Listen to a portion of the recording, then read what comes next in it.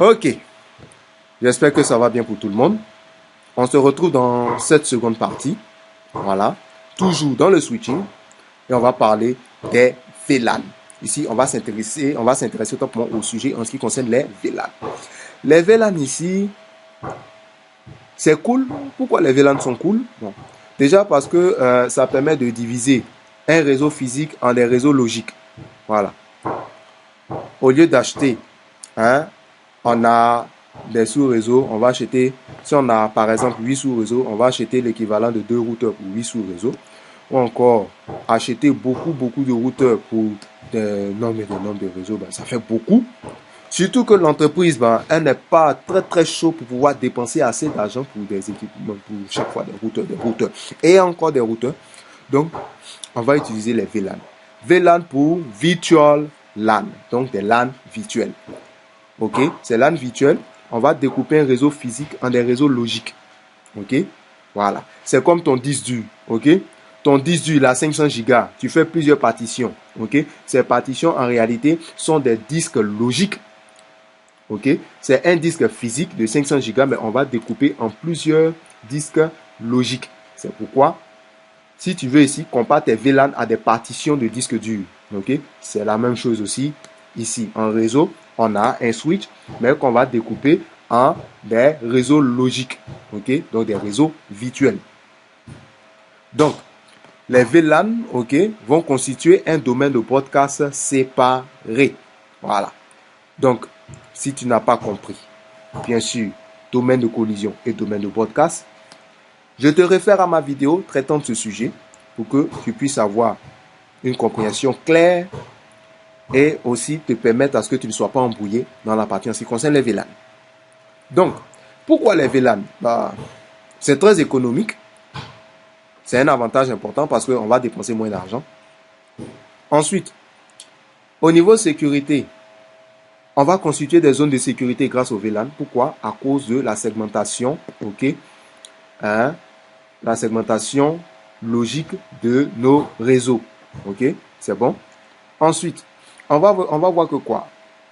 Le seul truc, c'est que les broadcasts seront limités. Au lieu d'avoir un gros domaine de broadcast, on aura des broadcasts limités par VLAN. Ok, il est flexible et transparent.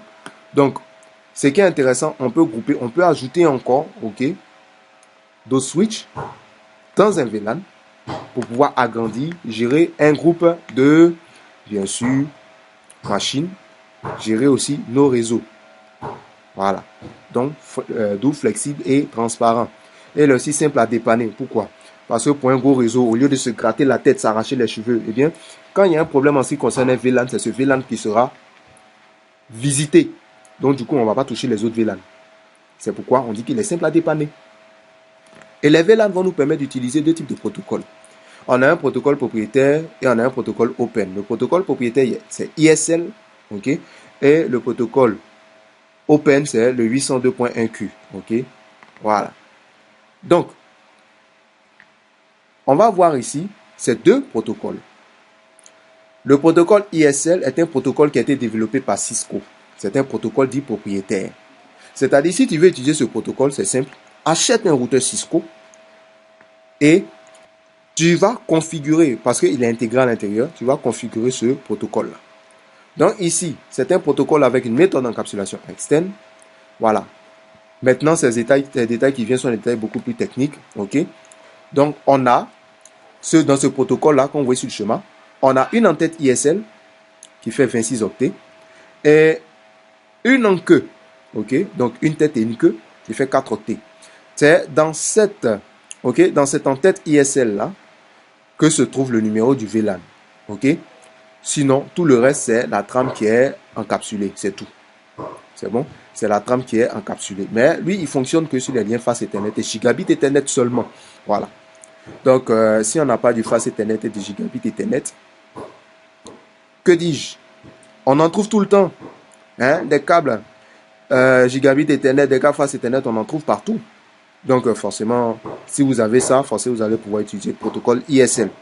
Mais comme j'ai dit, c'est pas forcément. Mais si vous utilisez bien sûr ce protocole, vous allez forcément devoir les utiliser. Voilà. Mais le truc encore plus intéressant, c'est que Déjà, sachez qu'il a une en-tête et il a une en-queue. OK? Donc 26 octets pour l'en-tête, dans laquelle figure le numéro du VLAN. OK? Donc vous allez voir que ce truc, c'est que quoi? Avant que la trame ne sorte, OK, du switch, on va ajouter ça. Si bien sûr c'est ce protocole d'encapsulation qui est utilisé, il va ajouter l'entête ISL et l'enquête ISL avant de pouvoir sortir du réseau. C'est bon? Voilà. Donc, en plus de ça, vous allez voir que il n'est plus utilisé au profit du 802.1Q. Ne me demandez pas pourquoi, parce que c'est le 802.1Q qui est le plus utilisé. Il est le plus open, donc il passe partout en fait. Donc le 802.1Q, ok? Le 802.1Q est aussi appelé frame tagging. C'est aussi son deuxième nom. Voilà. Donc si on dit 802.1Q, ou bien si on dit frame tagging, c'est la même chose. N'allez pas vous embrouiller l'esprit. Ok? Lui, il s'ajoute dans la trame, ok, mais on va utiliser un champ, il va utiliser un champ qui est appelé tag, ok, un champ qui est appelé tag, donc en un mot, un en-tête de 4 octets qui est appelé tag, et comme vous le voyez sur ce schéma, le voici qui apparaît ici, c'est-à-dire on est dans la trame, ok, dans la trame Ethernet, mais lui, il s'ajoute dans la trame Ethernet, ok, donc c'est un nouveau champ qui s'appelle tag, ok, 4 octets, et ces 4 octets, regardez, on a le protocole du tag. C'est bon. Ensuite, la priorité utilisateur, le format canonique, bon, on s'en fout de ça. Mais ce qui nous intéresse, c'est celui-là, le VLAN ID. OK?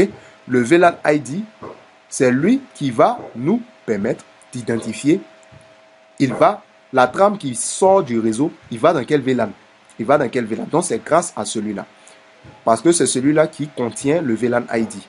OK? Donc, si celui-là n'est pas là, on ne peut pas parler de VLAN. Donc, du coup, regardez, on a le tag. OK? On a le tag. Donc, à chaque fois qu'on va utiliser le 802.1Q, ceux-ci seront tagués. Les trames seront taguées. C'est pourquoi on parle de quoi? On parle de VLAN tagué. Non, je plaisante. On parle de trame taguée. Donc, frame tagging, tout simplement. OK. Donc, on va résumer en un coup KO. Regardez bien. Le 802.1Q, c'est celui qui est le plus utilisé dans le domaine du switching, contient un champ qui est appelé VLAN ID. OK? Et ce 802.1Q ici est dans une trame, OK? Fait partie d'une trame qui fait 4 octets. Il fait 4 octets, il est dans une trame. OK? Il est ajouté à la trame Ethernet, comme on l'a vu précédemment. Voilà. C'est ce qu'il faut retenir à ce niveau. Pas plus, pas moins. Donc, dans les parties précédentes, OK? On va voir que ces éléments vont circuler, ok, grâce à quoi? Grâce à une liaison qui est appelée trunk. Donc, ici, retenez qu'un port qui transporte des données de plusieurs VLAN est appelé trunk. Ok? Pourquoi? Parce que c'est là vont circuler, ok, tous les VLAN, ok, les VLAN ID, les VLAN qui seront identifiés, les VLAN qui seront tagués, ok, c'est par eux que vont passer tout cela. Okay? Donc, un VLAN natif, okay? Le VLAN natif, lui, c'est un VLAN qui est particulier. Et c'est dans ce VLAN que vont se trouver les trames qui ne sont pas taguées. Donc, tous les trames qui seront taguées vont circuler sur une liaison qui est appelée trunk. Alors que les non tagués vont circuler sur un VLAN qui est appelé VLAN natif. Donc, des VLAN qui ne sont pas tagués. Donc, tout trafic non tagué sera renvoyé dans le VLAN natif, tel expliqué précédemment. Et on a deux types de VLAN. Le VLAN statique. Ok. Le VLAN statique, c'est quoi? Je vais configurer moi-même, et ce de façon manuelle, les VLAN et les différents ports. Voilà, c'est de façon manuelle. VLAN dynamique, ici, ça sera fait de façon automatisée grâce à quoi? À un VMPS, c'est-à-dire un VLAN Management Policy Server. Ok, ce VMPS-là, lui, va permettre d'autoriser tel appareil à se connecter à tel ou tel VLAN. Donc, c'est ce qui est important à savoir à ce niveau-là. Donc, déjà, on va voir comment implanter un VLAN. Et dans la vidéo suivante, ok, on va voir comment implémenter de façon pratique. Ici, c'est de façon théorique. Je suis en train de parler. C'est vrai. On va écouter, mais on va voir dans la vidéo suivante, la vidéo qui suivra, comment l'implémenter. Donc ici, déjà, voici les commandes qui vont nous permettre d'implémenter un VLAN. Donc, pour créer un VLAN, on va dans le switch, en mode configuration globale, et on indique le VLAN suivi du numéro. Et on indique le nom de notre VLAN. Ensuite, on va affecter un port ou un groupe de ports à un VLAN. Donc, vous avez ces éléments. OK? Et on va aussi vérifier les VLAN grâce à la commande show VLAN. Okay. Juste comment implémenter simplement et si on veut voir en 3 minutes chrono un VLAN. OK? Voilà. Donc, comment implémenter un VLAN? On va souffler juste quelques minutes et on se verra dans la vidéo suivante sur l'implémentation du VLAN. Voilà. Allez. Ici, on se retrouve, ça c'est un ancien modèle de VLAN, ok? C'est un ancien modèle de VLAN, mais on va créer un en dessous. Je vais me servir de switch. Ok. J'ai un switch ici. J'ai un autre switch ici. Alors, je vais prendre deux machines. Que je vais positionner. Mes deux machines sont positionnées. Bon, je n'ai qu'à prendre le connecteur et ils me font tout le travail. Ok. Je dirais que celui-là. Ok. VLAN 1, 100. Et celui-là.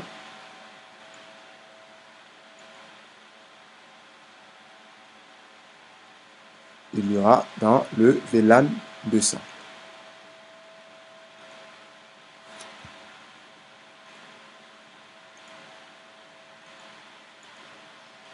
Ok.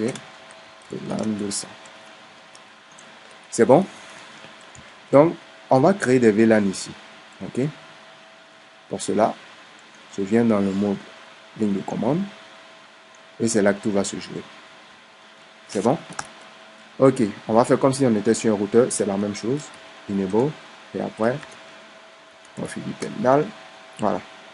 Et on crée le VLAN. Pour ça, on tape la commande VLAN suivi du numéro de VLAN. VLAN 100. Et je n'ai qu'à donner un nom au VLAN. Name. C'est quoi? Par exemple, je dirais zone 1. Ok. VLAN plus 100. Ok. Et name zone 2. Super. Maintenant, regardez, j'ai une petite question à vous poser.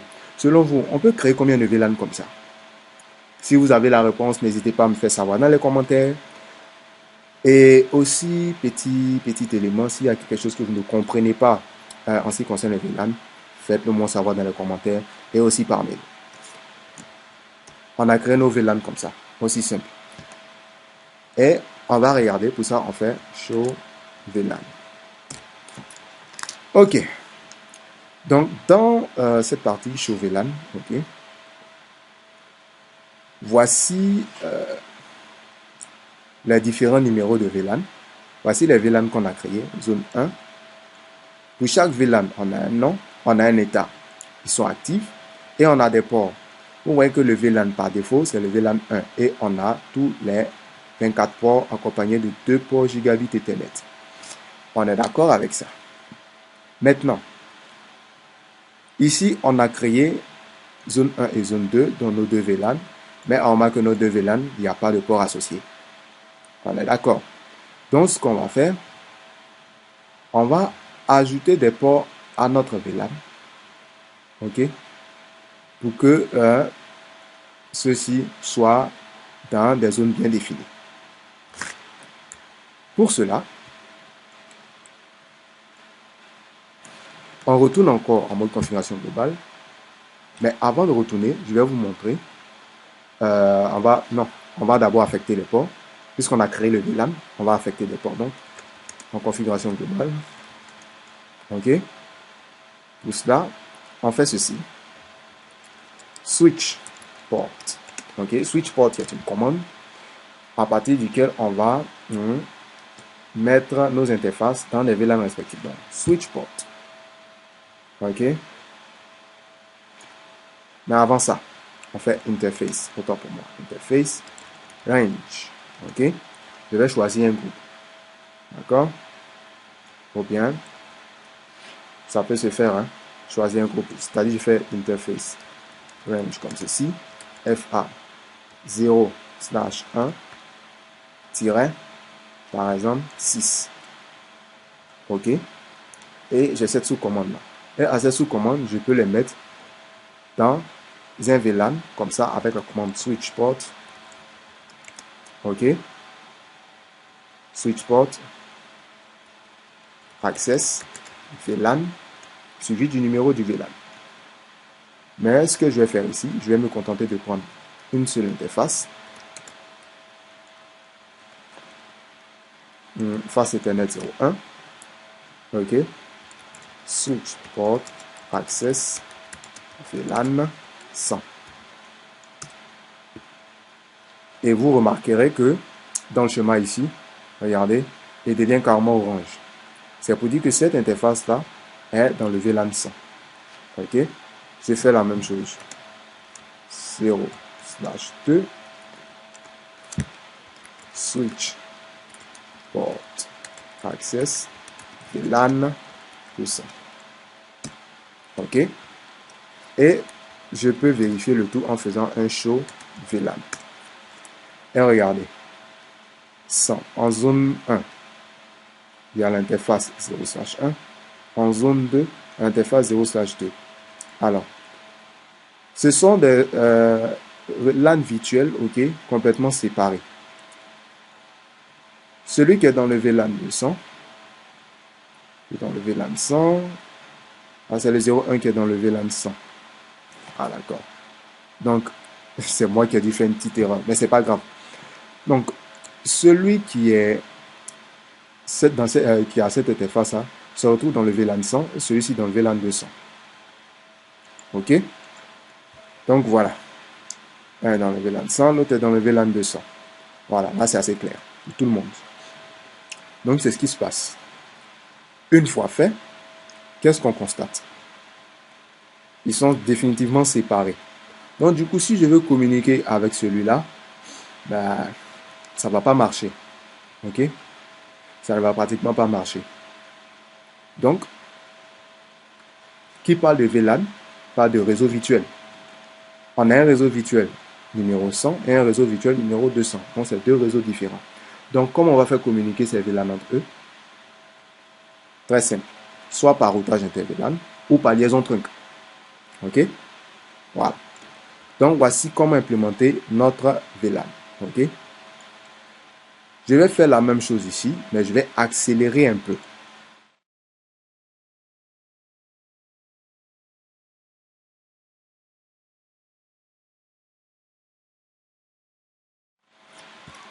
OK, super. Vous vous rappelez, on avait parlé des trunks, n'est-ce pas? Donc, pour utiliser les trunks, c'est pas compliqué. Pour utiliser les trunks, on avait dit quoi? Si c'est liaison trunk, circulaire quoi? Des VLAN qui sont tagués. Super.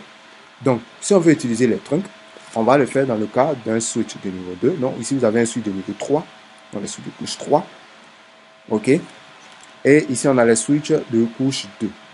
Donc ici, il y a une différence en termes de configuration au niveau de la couche 3 et de la couche 2.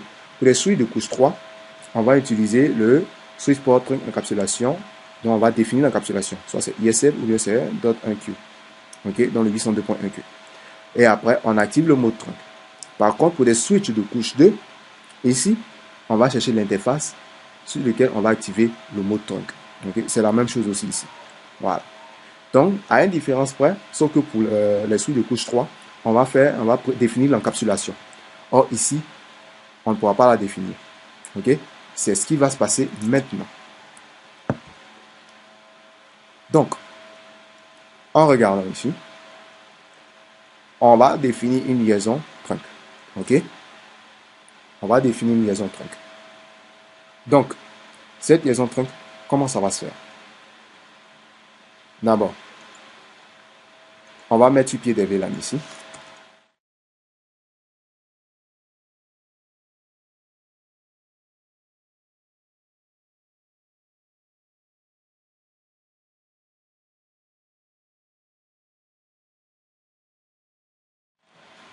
Et c'est fait.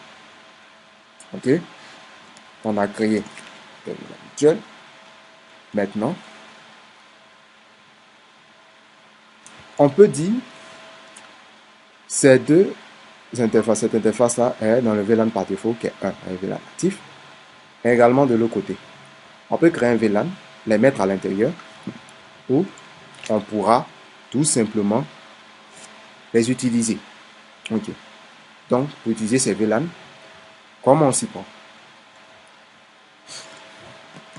Voici la petite formule. Interface G0/1. On fait quoi? Switch port mode trunk. En activant le mode trunk de cette interface, elle fonctionne. Jusqu'il est en orange. On va faire la même chose ici aussi. Ok. Gigabit Ethernet 0/1. Voilà. Switch port mode trunk. Ok. Les deux ports sont en mode trunk. Et les deux sont par défaut dans le VLAN natif qui est le VLAN 1. C'est bon? Donc, ça veut dire quoi? Dans cette architecture, le VLAN 100 peut communiquer avec un autre VLAN 100. Le VLAN 200 peut communiquer avec un autre VLAN 200. Ok? Regardez bien. On va attendre que celui-ci soit up. Ok, c'est fait. J'utilise la touche P de mon clavier. Ah oui, j'ai oublié un truc. Je n'ai pas donné d'adresse. Ok. Donc, je vais donner des adresses rapidement. Donc, je vais accélérer un peu cette vidéo. Donc, ainsi terminé. Voilà. J'ai déjà donné les adresses. Donc, on appuie la touche P du clavier. P pour créer un nouveau paquet comme ceci. Ok. Et je n'ai qu'à regarder. Si je fais ça, si je fais communiquer cette machine, ok, et cette machine-là, il me met fail, il me met échec. Alors, pourquoi échec? Pour la simple et bonne raison qu'on n'est pas dans le même VLAN. C'est tout. Regardez. Si je prends un paquet, que je connecte ici, ok, jusqu'ici, vous allez voir, il me met successful. Pourquoi? Parce qu'on communique dans le même VLAN. Ok? On communique dans le même VLAN. Donc, c'est-à-dire qu'on communique dans le même sous-réseau, en fait. On communique dans le même sous-réseau. Ok? Donc, comme on communique dans le même sous-réseau, c'est pourquoi il me met succès. On peut prouver la même chose. Ok, même dans vos machines, vous pouvez utiliser la commande ping, ça va fonctionner. Mais quand c'est des VLAN qui sont carrément différents, vous allez voir, ça ne va jamais marcher. Alors, pourquoi? Je l'ai expliqué plus tôt. Qui dit VLAN dit sous-réseau. Donc, deux machines communiquant dans le même sous-réseau, ça marche.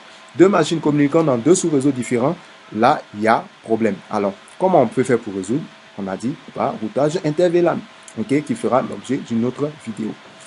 Le but de cette vidéo ici est de vous montrer tout ce qui concerne la création, l'implémentation des VLAN. Ok? Ça, c'est le cas pour les switches de niveau 2.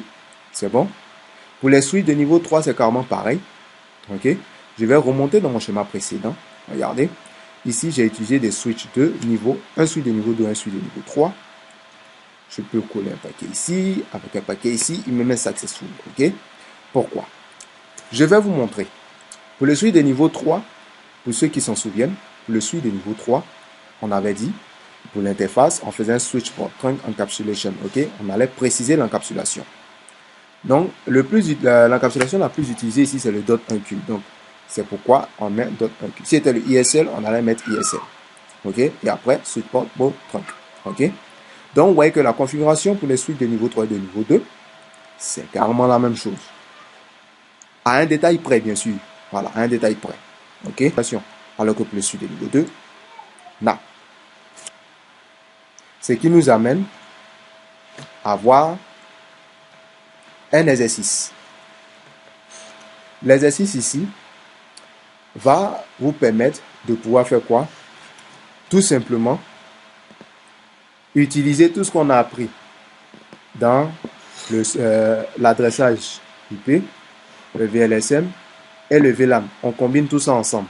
Okay? C'est juste une révision, mais c'est très intéressant. Regardez bien. On vous engage dans une société et on vous demande de mettre sur pied un réseau constitué de 5 départements. La commerciale, la technique, l'informatique, technique informatique, la logistique, l'administratif et enfin la direction, ce qui fait 5 départements, pas 6, 5. Ok? On peut compter ensemble. Rendez-vous chez votre fournisseur d'accès Internet, on vous donne l'adresse suivante, 192.168.1.0. Et voici les besoins en équipement dans les différents départements. Chez les commerciaux, on a 13 machines, soit 10 machines et 3 imprimantes. Technique informatique, 50 machines et 5 imprimantes. Dans la logistique, 20 machines et 3 imprimantes. Dans l'administratif, 13 machines et 2 imprimantes. Et enfin, dans la direction, 5 machines et 2 imprimantes. Donc, vous devez réaliser le schéma réseau et la connectivité complète. Alors, comme en PS ici, j'ai mis le routage inter-VLAN sera dans le prochain chapitre. Oui, dans le prochain chapitre, on va parler du routage entre VLAN. Le routage entre VLAN ici aura pour but de faire communiquer, ok, des VLAN différents. Et cette fois-ci, le routage inter-VLAN, on va le faire avec des suites de niveau 2 et des suites de niveau 3. Ok, on va utiliser 2 techniques. Ok, on va utiliser 2 techniques. Normalement, j'aimerais aller à 3, mais la troisième technique, je vous laisse chercher. Je vous laisse chercher, mais dans la prochaine vidéo, on va traiter de cette troisième technique. Mais déjà, de base, j'aimerais que vous traitez cet exercice, faire en sorte que ces VLAN entre ces différents départements communiquent entre eux. Ok, c'est-à-dire commercial communique avec commercial, technique avec technique. Voilà, juste expressement. Ok. Et dans la prochaine vidéo traitant du routage inter-VLAN, on va utiliser le même exercice et on va appliquer les principes du routage inter-VLAN pour que vous puissiez voir comment est-ce que ça marche. Donc sur ce, n'hésitez pas. Si vous avez des questions, n'hésitez pas à me les envoyer en commentaire. Et sur ce, je vous dis à bientôt pour une prochaine vidéo.